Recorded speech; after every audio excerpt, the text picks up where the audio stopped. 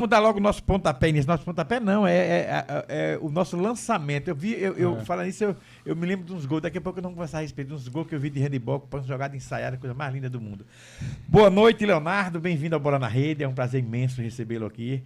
Boa noite, Nando. Boa noite, Hélio. Boa noite a todos que estão assistindo, ouvindo.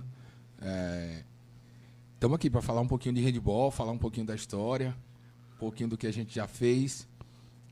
Muito obrigado pelo convite, tá? E para começar a falar, Nélio, primeiro vamos àquela pergunta que é o carimbo de todos. O padrão, né? Vai, você faz. Quem é Leonardo?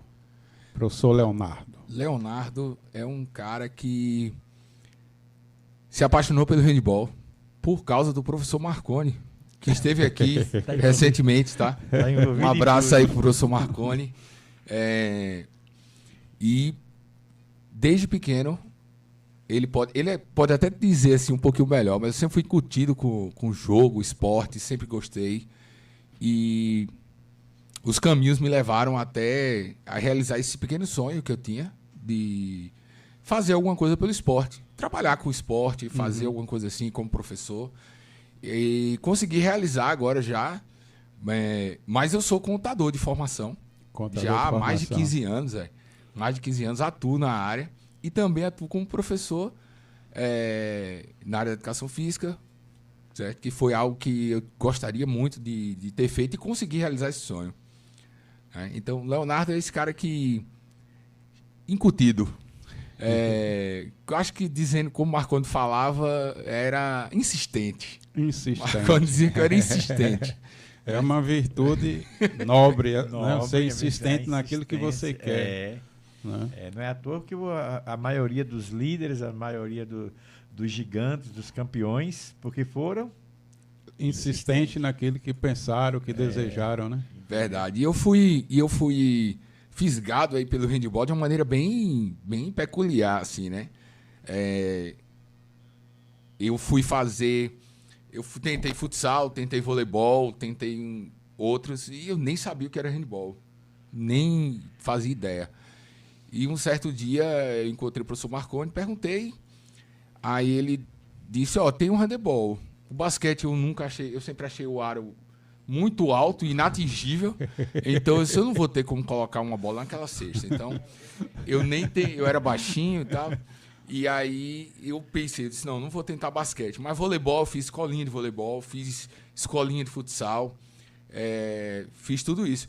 E aí o professor Marconi eu perguntei a ele disse assim, tem um handebol. Aí eu fiz uma única pergunta a ele. Eu vou ser cortado no primeiro treino?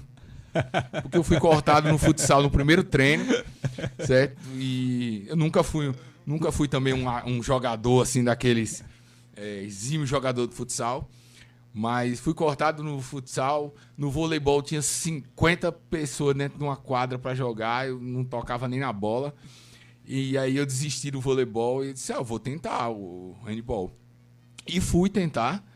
E num sábado de manhã fui tentar e de lá eu nunca mais saí.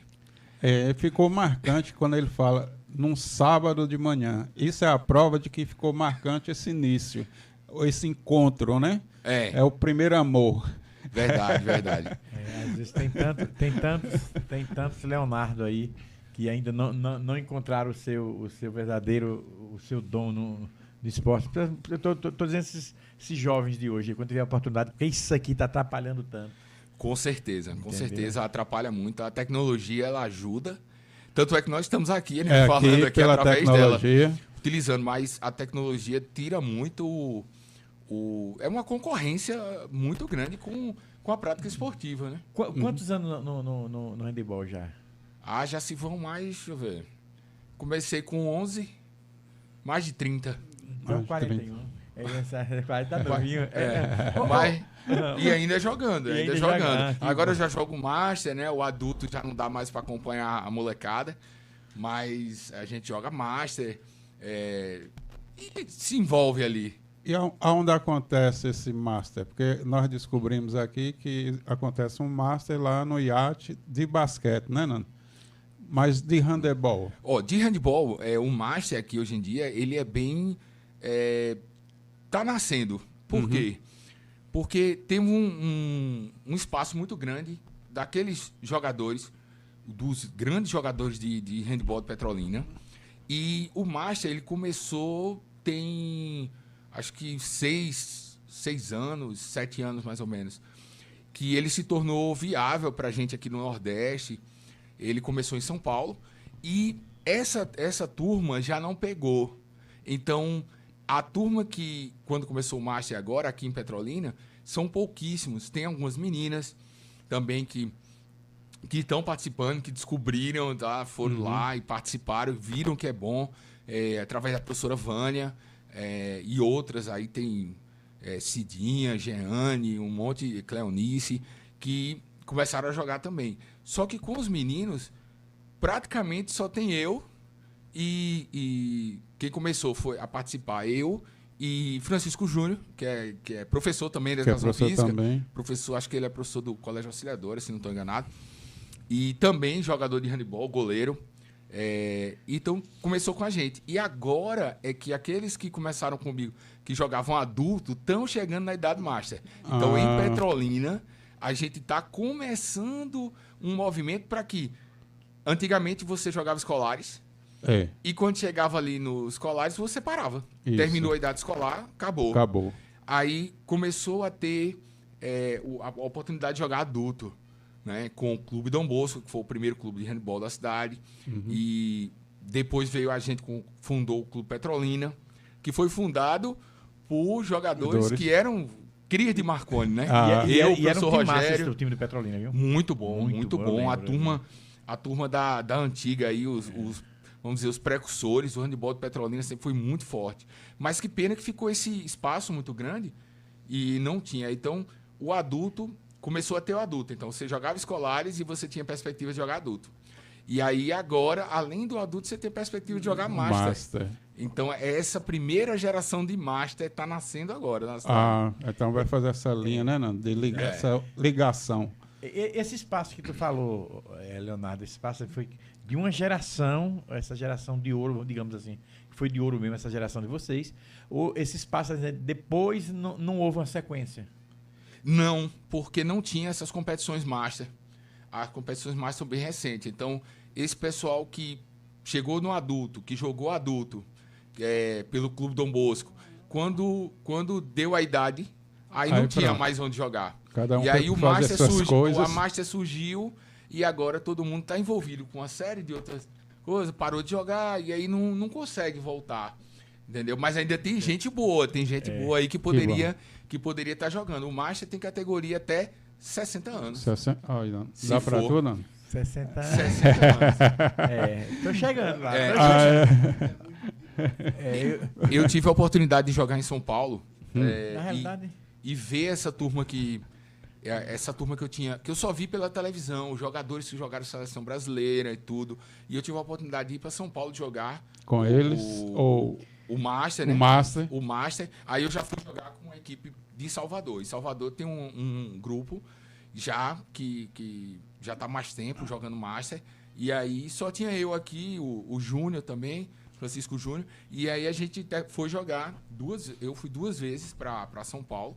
Jogar lá, encontrar essa turma que eu só via pela televisão. E esse time de Salvador que tu fala era uma seleção mista, pegar jogador de Petrolina, Juazeiro, Jacobina, né? Clube esse que joga Master é o Clube Monte Pascoal. Ele catava era a seleção. Clube Monte Pascoal, que tinha o falecido Paulo Gilberto, que foi, inclusive eu fui jogar lá pelo Monte Pascoal quando eu era juvenil, infantil ainda.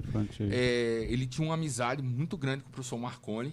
E sempre os jogadores daqui iam jogar por lá. Pelo Monte Pascoal, Clube Monte Pascoal. E aí iam jogar lá. E essa turma permaneceu jogando adulto. E aí quando começou o Master, essa turma entrou já estava preparada. E aí com a gente já tinha dado liga. Como a gente aqui não tem ainda, eu terminei me engajando com essa turma e indo jogar em São Paulo com eles e outras competições do Nordeste. Também, inclusive, vai ter uma competição Master João Pessoa na próxima semana. A primeira competição que a gente vai levar uma equipe de Petrolina. Com vários jogadores daqui, com o nome de Petrolina. O Clube Petrolina vai jogar. essa primeira competição Master. E a dificuldade é grande, porque tem questões familiares, é muito complicado e tal. Horário, mas tudo, hein? Só que as competições Master têm uma peculiaridade, que normalmente são em feriados, assim, pega feriados e tal. E aí você tem um jogo por dia, você tem uma dinâmica diferente. Facilita de uma mais. Copa adulta. Assim. Eu acho que nós não tivemos, no caso, você e Cláudio, né? Nós não tivemos a sorte, a honra e o privilégio de ter conhecido o professor Marcondes naquela época. Não é, rapaz? Ele lapidou tanta gente, a gente poderia também ter sido um grande atleta aí. Mas foi mal ouvido, né? Não ouviu o professor Marcondes?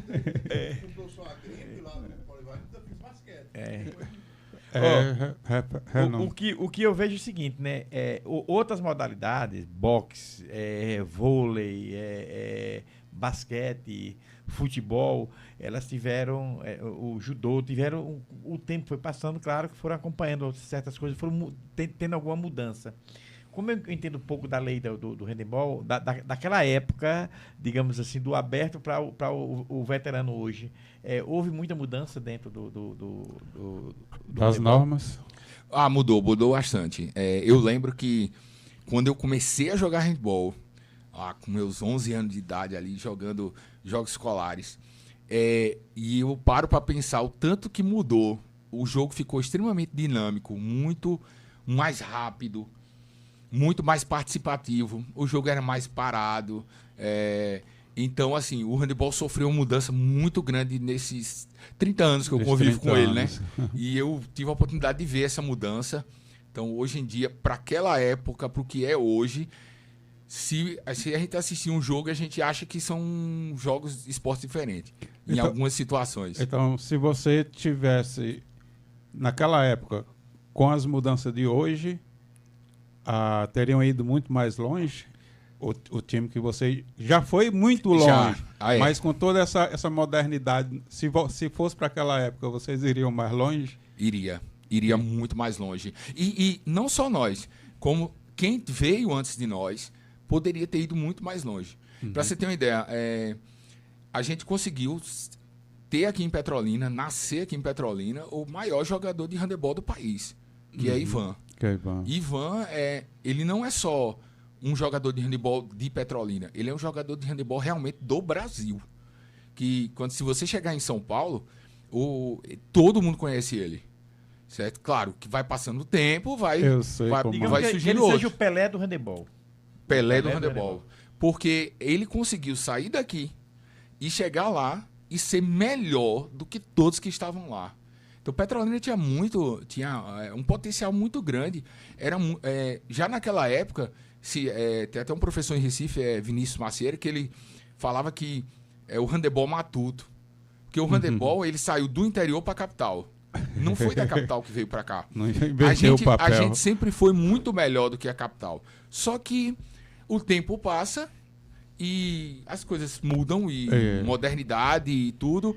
E a nossa tradição em formar jogadores, em ter jogadores em todas as modalidades, tá? Em todas as modalidades. Eu vou expandir porque em todas as modalidades a gente tem jogador de destaque em todas.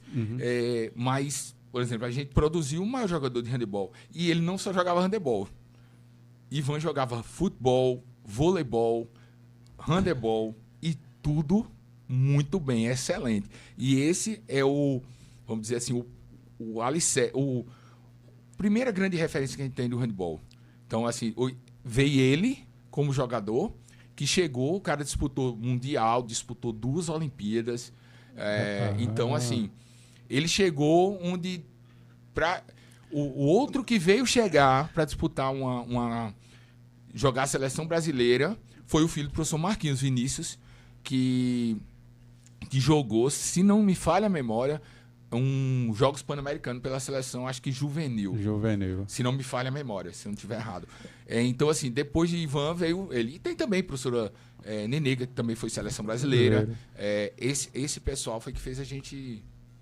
vou precisar desses contatos aí do Ivan e da Nenega. Já foi muito falado aqui. Sexta-feira vai vir a que você mencionou anteriormente, a Vânia. Vânia Carapiá. Vânia Carapiá. Nando, aqui o futebol do Vale, o futebol total vaziano, Tá dizendo aqui, alô, Hélio Martins, Nando Gol, mande pôster das entrevistas diárias para nossas redes divulgar. Olha, parceiro aí na divulgação. Vai anotar aqui. E Marconi botou aqui, né? O professor Marconi botou aqui, jogou Cadete e o Vinícius, não entendi bem, não. Ele botou assim, não tá isso, né? Jogou o Cadete e... Cadê o Vinícius? O Vinícius.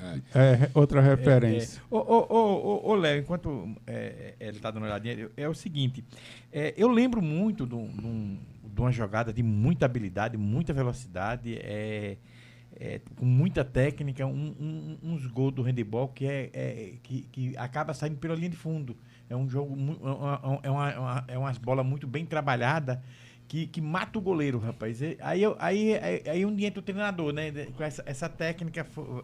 A seleção brasileira eu via muito. Teve um período que a seleção brasileira estava no auge, né? E eu via muitos gols desses. Eu acho que você está me entendendo o que eu estou falando. É uma bola que chegava na linha de fundo, a pessoa cortava por baixo. Porque não tem escanteio, né? Tem. Se a bola for tocada por um atleta de linha. Tem. Agora o goleiro não. Se o goleiro tocar para fora, não tem escanteio. Não tem escanteio. Agora, aquela jogada de linha de fundo é marcável. Tem várias jogadas assim de linha de fundo muito bonitas. Muito bonitas mesmo. A mais bonita que eu acho é a jogada aérea, que é o lançamento que vem por cima e o atleta salta, ele pega a bola no ar e faz o arremesso sem pisar no chão. Antes de cair. É uma das jogadas mais bonitas do handball. Mas tem também uma outra, também pela linha de fundo, que é muito utilizada, um recurso muito utilizado no handball, que é fazer a bola girar e entrar no gol, que a gente chama de rosqueta. Que ele joga a bola quase no meio da área, a bola bate no chão, ela quica ao contrário e vai para dentro do gol. Isso derruba o goleiro. Isso mata o goleiro. Rapaz, você viu? Tem gente só estudando esses lançamentos aí. Isso é tudo treinamento, é muito treinamento. Eu até brinco assim, lembro. Aí você ativou assim, uma lembrança.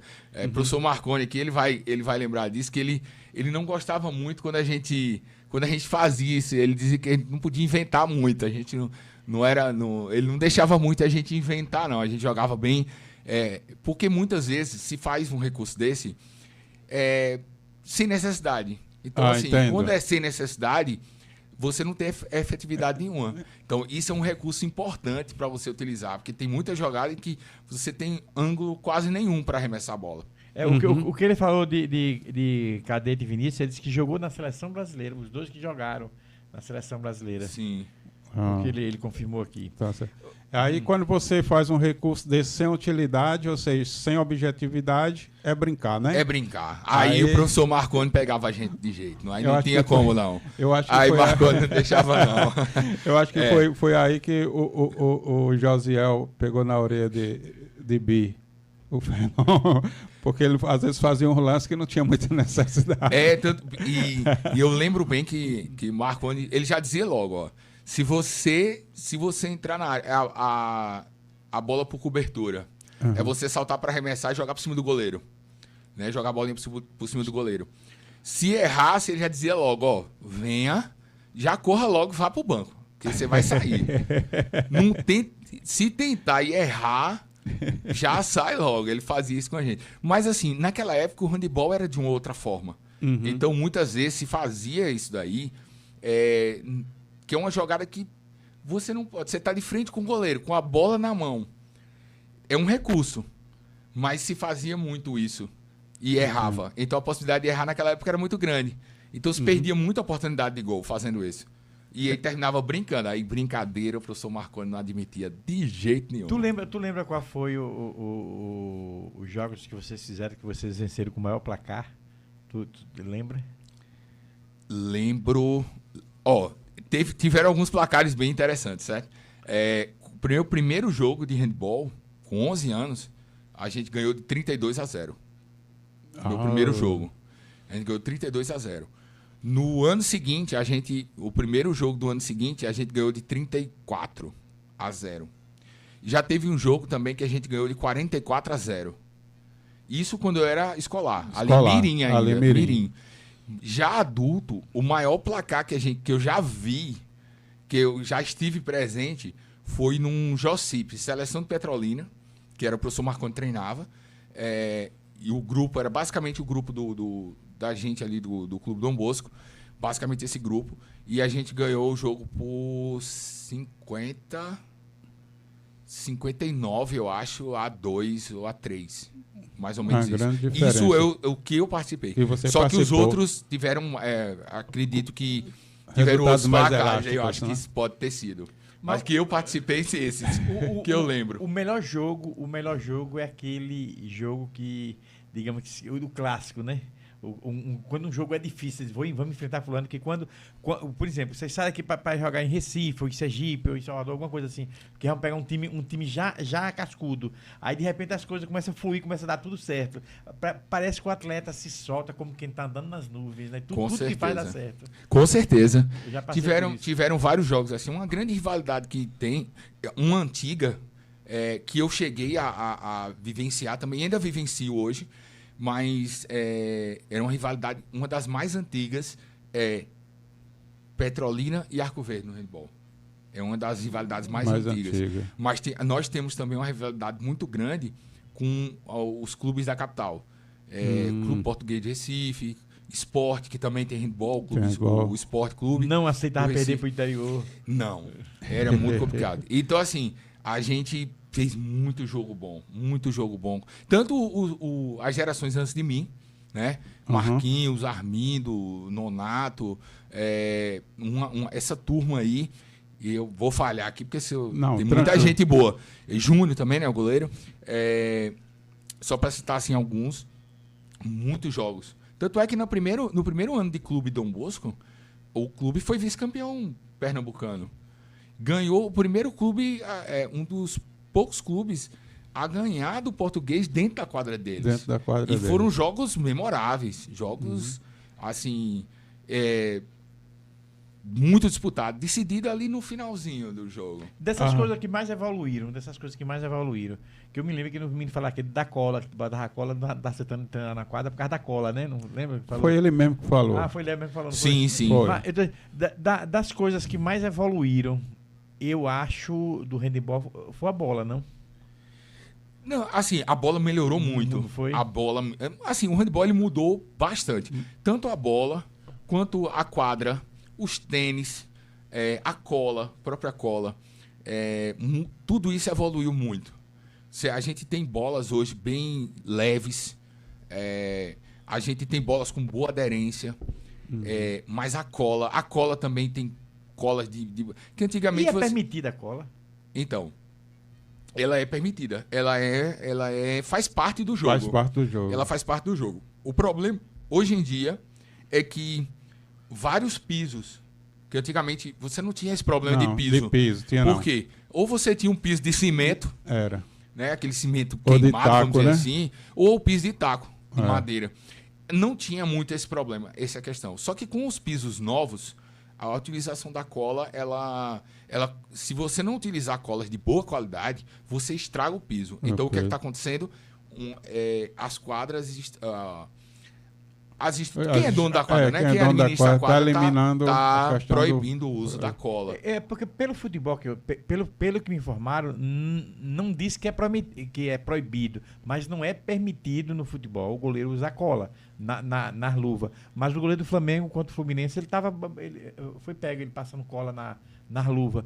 Eu não sei se é proibido, mas não observei isso. Não é permitido. Até saiu nas redes sociais, o goleiro do Flamengo passando cola nas luvas, vai dizer que ele pega uma coisa e passa. Eu acho que se é para evoluir mais, para ajudar, que seja liberado. Não, mas no caso aqui, é um esporte, né? No caso do futebol, eu acredito que não seja permitido ao... não pode... Talvez não seja permitido ao goleiro, porque o rebote também beneficia o jogo, né? Mas ambas é esporte. No handball... Não, eu sei. Eu não sei quanto ao futebol, né? É porque o esporte dele aqui é direto de mão, então todo mundo joga de mão. No handball, o problema todo... Esse é o que eu penso, né? O problema todo era o seguinte, a aderência da bola, na mão. Porque como você joga com a bola handball, bola na mão. Como você tá com ela na mão, o próprio suor na mão, ela molha a bola. Então, o jogo muitas vezes ficava impraticável, porque a bola sempre escorregava. E não tinha como você secar muito. Porque você ficar tava secando ali, toda hora. Não tinha como fazer isso. E aí desenvolveu a questão da cola. Mas hoje em dia também já existe uma bola que você não precisa usar cola. A bola mudou, existe uma.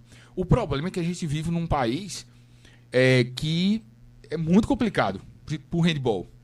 O handball ele sofre muito. É o seguinte, a quadra do handball, ela é 40x20. É a mesma quadra do futsal, certo? Só que quando você tem a realidade, você ter quadras pequenas. A quadra pequena, ela prejudica o desenvolvimento do jogo. Uma quadra de handball estreita na largura, ela prejudica muito o jogo. O jogo fica muito ruim, né, numa quadra menor do que 40x20, que é a metragem oficial. Ali, 38x18, dá para você desenvolver bem. Mas a maioria, o que é a realidade hoje? Estão se diminuindo as quadras. As quadras estão ficando menor. Aí você tem o futsal, vai lá e treina, mas até o futsal sofre.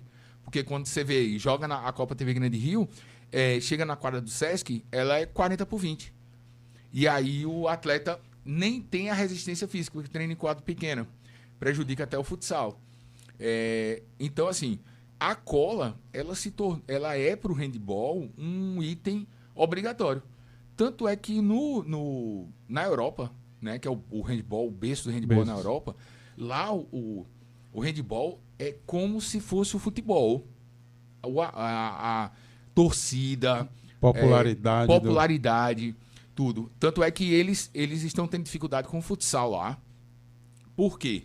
A trave do handball é quadrada. A trave do futsal é redonda.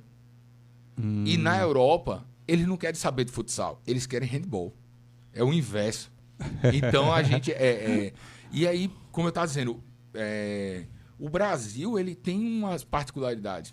Então, você tem o Nordeste extremamente quente, sua muito. Então, esse suor passa para as mãos, como é que você não vai usar cola? E aí você chega em pisos que não pode usar cola. Como é que você joga handball? E aí você tem quadras que são pequenas. O jogo não flui. Não acontece. Fica feio o jogo.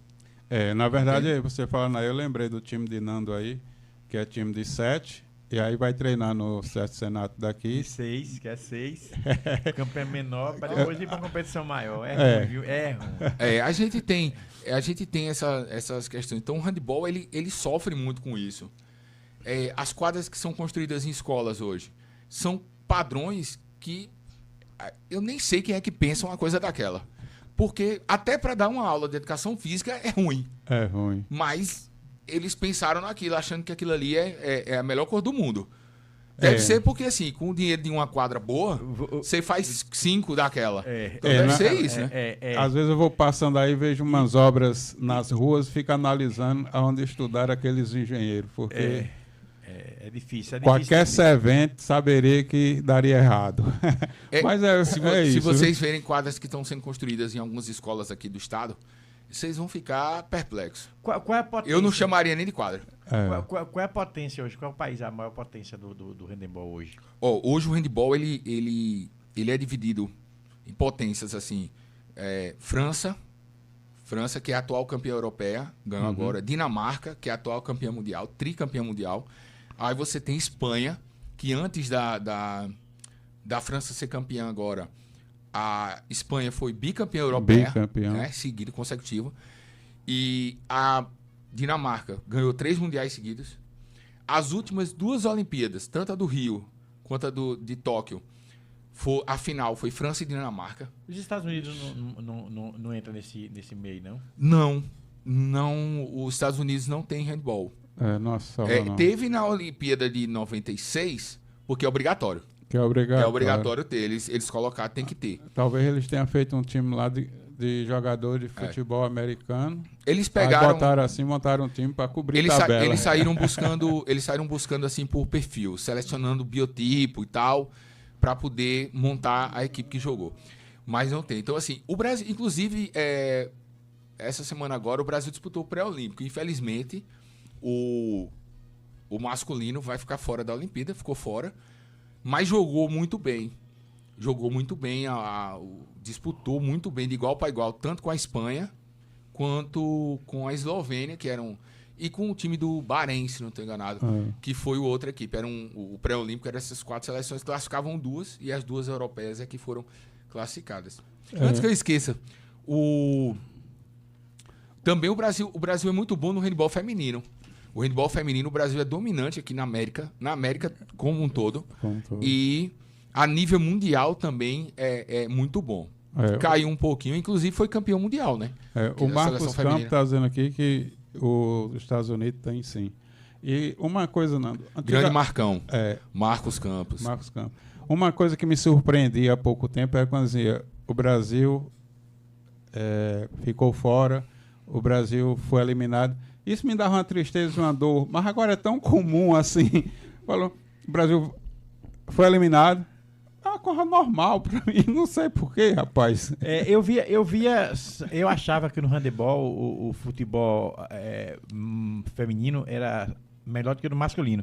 Pessoal, para quem está aqui no Bola na Rede, no canal aberto, Rádio TV Web, nós estamos conversando aqui com o Leonardo, nós estamos falando aqui, essa fera do handebol, aqui no Bola na Rede. Leonardo, você falou de rivalidades aí, né, fora de Petrolina, mas aqui em Petrolina, vamos lá, eu sei que o professor Marcondes foi uma referência do handebol, né? Ele, inclusive, achei assim, muito interessante que ele também praticou futebol, fez um gol, fez só um gol na vida. Um gol da vida. E o time foi campeão com esse gol. Com esse gol. Então, né, foi um gol muito importante. E aí ele também acabou indo por alguém para o handebol. Né? Ele foi jogar basquete e aí os meninos do handebol falaram assim, ei, tu vai jogar handebol com a gente. E daí a vida dele acabou aí. Você é cria dele, né? Basicamente, então ele tinha Marconi era uma referência. Existia outro time de handebol em Petrolina que fechasse a casa, assim, a quadra, a galera fosse em peso? Tinham muitos. Tinham várias equipes assim. Inclusive, eu lembro de algumas, assim, também. Tem, na minha geração, na minha... uma rivalidade muito grande com EMAF, Escola EMAF. É uma rivalidade boa também com Escola do Malan. Aí, mais para trás um pouquinho, a gente já tinha... O pessoal fala que tinha uma rivalidade muito grande. Já EMAF, estadual, Colégio Estadual de Petrolina. Eduardo Coelho, Escola Eduardo Coelho.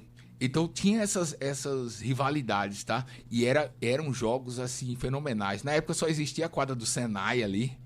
Aquele Senai ali, ele tem muita história, muita história. Jogos, eu já saí dali, eu já saí dali conduzido pela polícia porque o povo queria bater na gente. Acontece isso. E os outros, a geração anterior a mim também tem muita história bacana em relação a jogos lá. Eu presenciei também assistindo jogos de futsal, futsal, handball. Eu também já estive lá como jogador.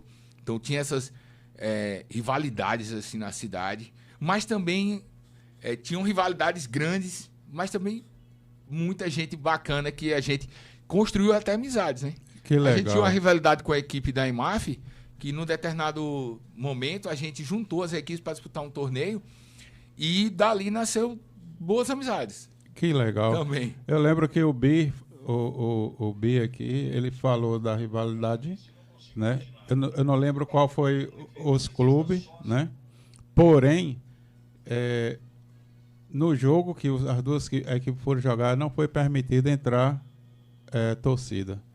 O jogo foi transmitido pela emissora rural, mas na quadra era só os dois times. Só os dois times, sem torcida. Você não consegue imaginar uma cena dessa aqui em Petrolina, né?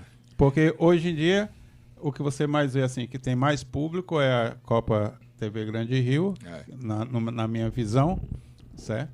E mesmo assim, não tem esse amor, essa interação toda como tinha há poucos anos Só atrás. basta o Petrolina Pedro Bar vencer um jogo que no outro dia também enche. Ô, Léo, é fato.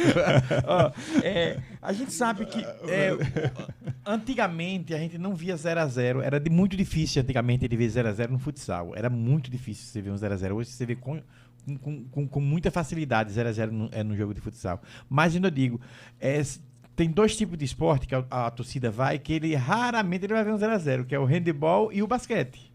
Por incrível que pareça, antigamente acontecia. Acontecia? É isso que eu pergunto, já aconteceu? Não, já. Assim, eu nunca presenciei como jogador. Eu jogando, nunca... Mas tu já viu algum jogo? Você já ouviu falar? Já. No ano passado, o jogo de handebol feminino... Inacreditável. No ano passado, o jogo de handebol feminino nos Jogos Escolares terminou 2x1. 0x0 não vi. Não, mas terminou 2x1. 2x1 para o handebol é como que foi 0x0 mesmo. Pro handebol é como se fosse 1x0. Aí duas coisas aconteceram. Ou as goleiras eram muito boas... Ou o time não tinha tanta habilidade. Ou eram as duas coisas. Ano passado aconteceu. Agora, eu nunca vi um 0x0. Mas o pessoal fala que aconteceu. Que acontecia. Eu acho que na época que o handball começou aqui, acontecia. Porque era tudo na época muito... dos dinossauros, será? Como diz Marconi? Por aí. Devia ser na época que a bola era quadrada. Porque eu acho que quando um time está atacando, quando essa bola é recuperada, é muito rápido, não tem como não sair o gol do outro lado, entendeu? Você só vê muito... pode acontecer, esses placares que eu estou dizendo, são placares de categorias de base. Os pequenos ali, mirim, pré-mirim. Que estão se adaptando ao peso da bola, ao tamanho da quadra. E hoje em dia, por que isso está acontecendo em alguns casos? É porque também a gente não consegue fazer o treinamento hoje em dia, a gente não consegue ter a mesma adesão como tinha antes. Também acontece assim, não é uma coisa ruim, entende? Porque privilegia a gente poder colocar o handball e aí você começa a descobrir novos talentos. Nos jogos escolares você tem que colocar duas equipes, duas modalidades para jogar, entendeu? Aí, por exemplo, se você coloca o feminino, você tem que bota o futsal, você tem que pôr uma outra modalidade. Não precisa ser um handball obrigatoriamente, mas tem que ser o vôlei, basquete. Mas tem que ser futsal e outra modalidade. Isso é bom, porque estimula a gente a colocar. Só que a realidade não permite que você desenvolva muito bem o handball. Então você dá um foco no futsal, muitas vezes. Eu sei. E aí você treina o handball. Só que você não consegue dar esse foco no handball. E muitas vezes o professor, ele é do futsal, ele não é do handball. Ele não é do handball. E aí ele faz. A parte boa, né? É bom essa ideia? Porque faz com que apareçam, que essa obrigatoriedade, que antigamente você não tinha essa obrigatoriedade. Então, antigamente a gente jogava handball mesmo. Você tinha vários times de handball. Você era do handball. E normalmente quem era do handball era que não deu nos outros esportes. Mas tinha muita gente boa do futsal que jogava handball também, viu? Muita gente boa. Eu tenho um compromisso agora de 8 horas. Eu vou ter que me afastar agora. Tranquilo. Hélio continua conversando com você. Obrigado pela sua participação aqui. Gostei muito, aprendendo mais ainda e mais vezes, viu, Hélio? Mais vezes, a gente dá continuidade nesse papo aqui. Beleza. O professor Marconi está dizendo que aqui foi a Rádio Grande Rio que transmitiu uma final de portões fechados. Olha aí, muito bom. E eles também, o Colégio Dom Bosco Estadual, era uma rivalidade boa, rivalidade grande mesmo. Então, isso é importante. Então, hoje, Leonardo, nessa época que você está falando aí, que houve essas grandes revelações, essas grandes estrelas aí, de todos os esportes, a educação física era na quadra. Você, no seu ponto de vista, você acredita que essa educação física dentro de sala de aula prejudicou a aparição desses novos atletas, no geral, principalmente aí no handicap, sua área? Com certeza prejudicou muito. eu não diria que a educação física dentro da sala de aula é ruim. Não é. Ela não é ruim. Dentro da sala, a educação física ela traz uma série de outros aspectos para você trabalhar com o aluno. Certo. E isso é importante. Né? A área de saúde, outras modalidades que você treina, jogos, brincadeiras, dança, que faz parte também do currículo da educação física. Então, tudo isso você trabalha. Agora, que impactou. Porque antes você tinha uma educação física muito pautada no esporte, nos esportes e os tradicionais. Eu sei. Entende? E essa mudança, ela mudou e não mudou de uma forma equilibrada. Eu percebi, né? E vejo que houve um desequilíbrio. Então, o professor, na escola é onde você tinha a produção, a descoberta do talento, o desenvolvimento do talento na escola. Quando você tira isso, joga dentro da sala de aula, dentro do currículo, mas simplesmente só faz isso, aí você tira a opção de treinamento, você tira recurso, você tira o foco completamente da parte de treinamento, que é o que a gente chama, você termina prejudicando a descoberta desses talentos para os esportes. E aí você tem, na escola pública, por exemplo, você tem um professor de educação física que ele vai fazer tudo. E o professor não consegue fazer tudo. O professor não consegue treinar handball, treinar futsal, treinar vôlei, treinar basquete, treinar atletismo. Você não consegue fazer isso. E dar aula na sala.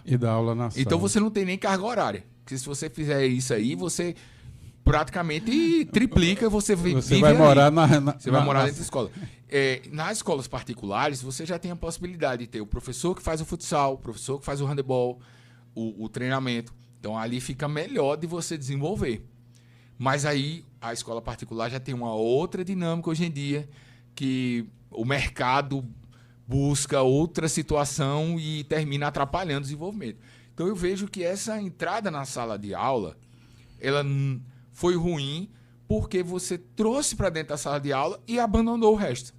Então, quando você abandona o resto, a outra parte, totalmente, que praticamente foi abandonada, aí você começa a não descobrir talentos, não desenvolver talentos. E isso atrapalhou todas as modalidades esportivas. O handebol, todas elas foram impactadas. Para você ter uma ideia, se o futsal sofre e o futebol sofre, imagine os outros esportes. Então, eu fico a ver o seguinte. Você, Marconi, Josiel, enfim, todo esse pessoal aí. Eu vejo assim que o pessoal que veio aqui, eu percebo percebi neles a construção de um comportamento disciplinar através do esporte, né? Então, eles tiveram aquela formação disciplinar, aquele caráter, foram construídos assim, e que o professor da educação física teve participação nisso. Então, hoje eles são médicos, são engenheiros, são policiais, têm suas funções, mas, ao lado disso, tem um cidadão de caráter, de reputação ali, né? Tudo que, na minha opinião, a educação física da sala de aula não consegue passar para a sua geração. A dinâmica... Por exemplo, as escolas particulares hoje visualizam em passar 100% dos alunos na faculdade.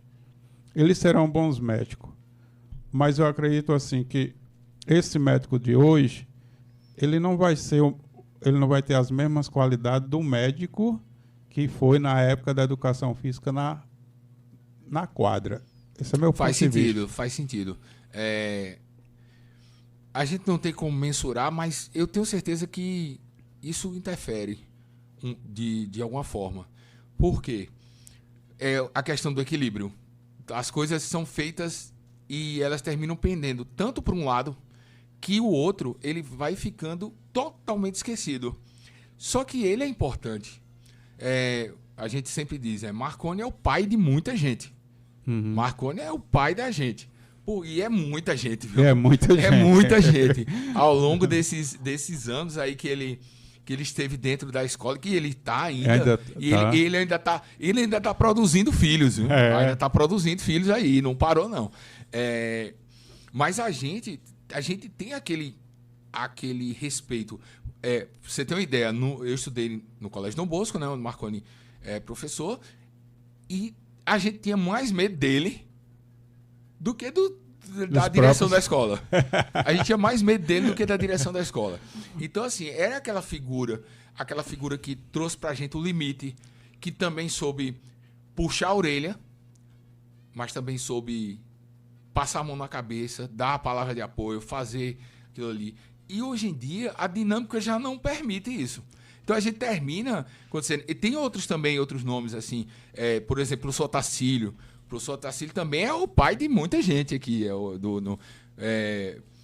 E ele ajudou a mudar também, assim, um perfil bem parecido com o do Marconi, nesse sentido.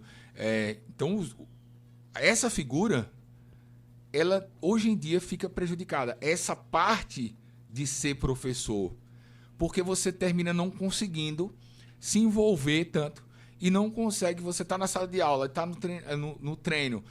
E essa parte da disciplina, da formação humana, que eu diria assim, a formação humana, que o professor da educação física passa ali, ajuda, a disciplina do esporte, a disciplina, tudo isso aí que hoje em dia termina ficando prejudicado. A Silene Brito está dizendo aqui, sabe as palavras, né? Porque é justamente isso, que se você observar, existe essa disciplina que o professor dá hora de treinamento, né, os puxões de orelha nas horas tal. E é evidente que se você não tem mais essa disciplina, eu sempre falo o seguinte, muitas coisas mudaram e tinha que ser mudado, mas as coisas boas poderiam vir juntos. Poderia vir junto com essas mudanças. E como você falou aí, é o que eu percebo e concordo também. Houve a mudança e a radicalização de tudo. Por exemplo, a aula de educação física, na minha época, era em outro horário. Né? Em outro horário. Outro turno. Então, a gente já ia para a aula de educação física, já ia para a quadra. Então, ficava no comando lá do professor. Vamos lá, entra aqui, não sei o quê, corre assim e tal. E ele dava as instruções, a gente ia seguindo. Se brincasse, ele puxava a orelha, tal. Certo? Então, tudo isso era bom. Aí, talvez venha essa falta do conhecimento, né, da parte teórica, talvez a gente não tivesse, né? Então, poderia ser a aula de educação física, a teoria na sala de aula e a prática na quadra. Exatamente. E por isso que eu não posso ser contra isso daí. Só que eu sou contra o extremo. Uhum. É você puxar totalmente para um lado que eu vejo que é bom também, que tem é útil, é importante fazer aquilo ali, porque a educação física, eu gosto do handball, fato. Porém, a educação física não é só handball.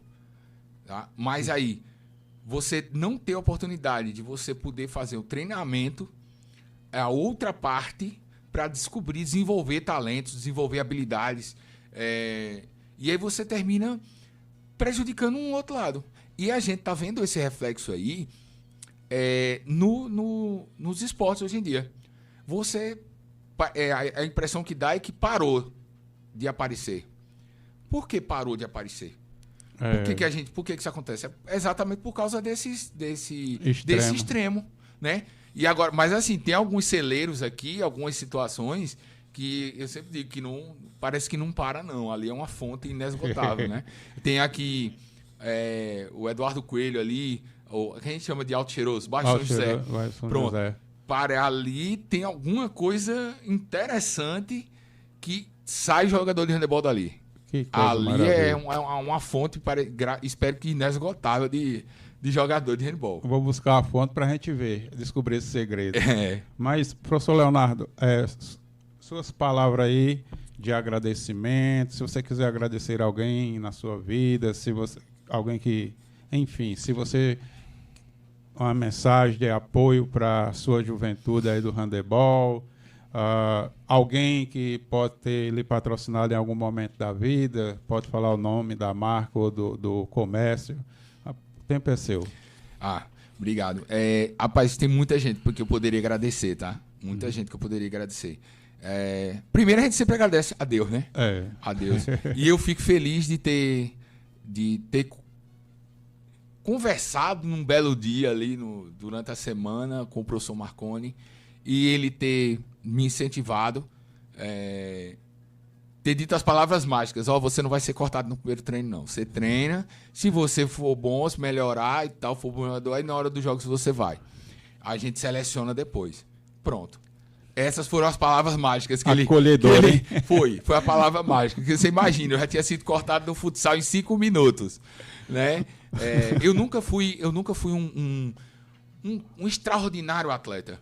Eu nunca fui. E eu descobri, graças a Deus, qual é meu papel dentro do handball. Então eu procuro dar de volta ao handball aquilo que o handball me deu de bom, de formação, de convívio, de conhecimento, de formação, de construção de amizades. Eu procuro fazer isso. Agradeço ao professor Marconi, né? Sempre foi uma figura muito importante na minha vida e na vida de muita gente. Professor Rogério, que é assim, como a idade não é tão longe, a minha dele, eu vou dizer que ele é mais um irmão mais velho, certo?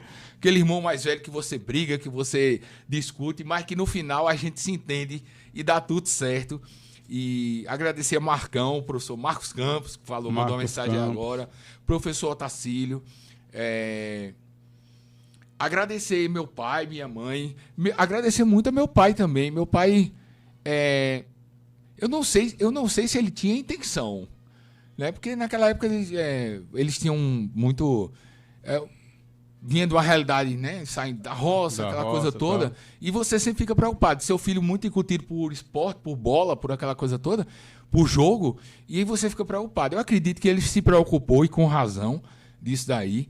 Mas eu acho que quando ele me desafiou, ele pensava que eu ia desistir, ó.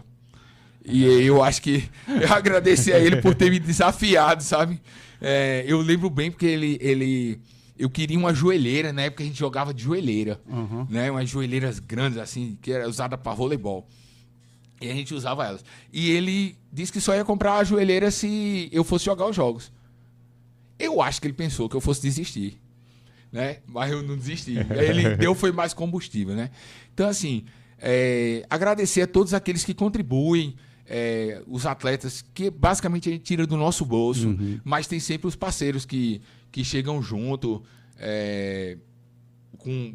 principalmente quem já foi atleta, ajuda. Quem já foi atleta ajuda. Mas também tem aqueles que acreditam, aqueles que dão aquele voto de confiança, aquela fé, vão lá e ajudam a gente. Agradecer à Prefeitura de Petrolina, que nos apoia também, entendeu? A gente nos apoia muito. E a gente agradecer à Prefeitura de Petrolina, agradecer ao prefeito Simão. E é isso. A gente tem só agradecer. Obrigado pela oportunidade aqui, por vir aqui falar um pouquinho de handball, dizer das nossas dificuldades, contar um pouquinho de história. Tem muita gente boa aqui que eu digo a você, pode convidar para cá que tem mais história. Tem muita história mesmo. Muita história. Aqui a gente teria história para mais umas 2 horas de conversa, mas eu tenho certeza que tem gente. Também tem muita gente com bastante história que você vai gostar. Pronto. Isso é ótimo. Na verdade, pode mandar os contatos que eu os convido, né? E esse espaço é justamente para isso, né? Para esses heróis anônimos, né, falarem de si, uma vez que foram lhe tirado essa oportunidade. Muitos não são reconhecidos hoje em toda a área de esporte, né? Tanto no futebol, no basquete, no handebol, no voleibol, né? E também passar essas experiências para essa nova geração, né, para que eles se sintam motivados a continuarem isso, né? Isso para nós é grande, é como a nossa missão de vida, né? Então eu agradeço a você. Quero agradecer também aqui a todos que se fizeram presente, né, na nossa live, né? Ao Cláudio Faria ali na mesa E dizer a vocês que amanhã nós estaremos aqui de volta, né? E amanhã nós iremos trazer o mestre, né, Sebastião, do boxe, né? Um fera aí do boxe que está fazendo muitas estrelas aí. Que bom, que bom. E na sexta-feira nós estaremos aqui com a Vânia, né, falando um pouco mais. Show, professora Vânia. Professora Vânia. Tem muita história boa também para contar, muita mesmo. Legal. Grande pessoa. Isso aí. Tchau a todos e até amanhã.